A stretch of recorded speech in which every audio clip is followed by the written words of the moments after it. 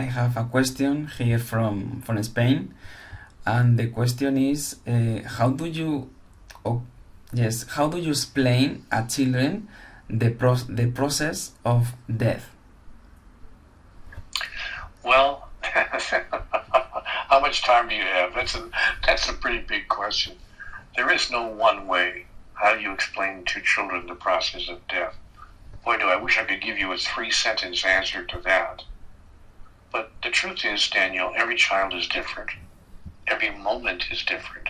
Every parent is different. And every parent's understanding is different. But even if you said, yeah, I know that, Neil, but well, how would you do it? How would you, Neil, do it?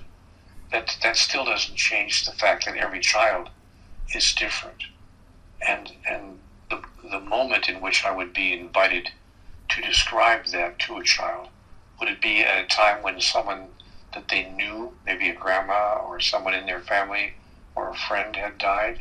Or would it be just out of the blue, just, out of the clear blue sky, just bring up the subject? Or maybe it's something they've seen on television and they want to know about it.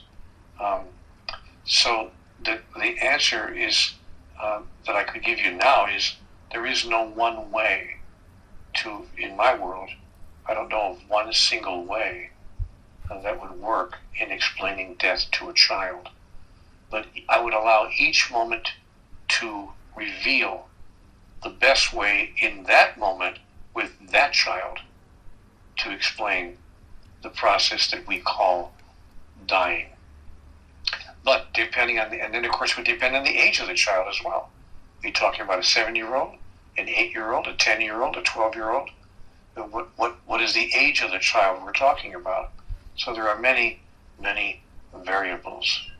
But if the child was old enough to begin to comprehend larger realities, I might begin by sharing my own thought that death does not exist, that people don't die, their soul simply changes form. But I wouldn't even begin to talk in those terms unless somebody was very, very mature. A 16, 17, or an 18-year-old, very mature teenager who I felt would be open to hearing metaphysical truths that I certainly wouldn't share with a 7 or an 8-year-old under normal circumstances. So tough question to answer in 2 or 3 sentences, Daniel, but because it would depend on who, when, where, and why I'm sharing that information with a child about death. Okay, thank you, Neil. You're welcome. And I know that not a very satisfactory answer, so it didn't really provide the information that I'm sure you had hoped to hear from me. But it's way too complex a question to try to respond to here in just a sentence or two.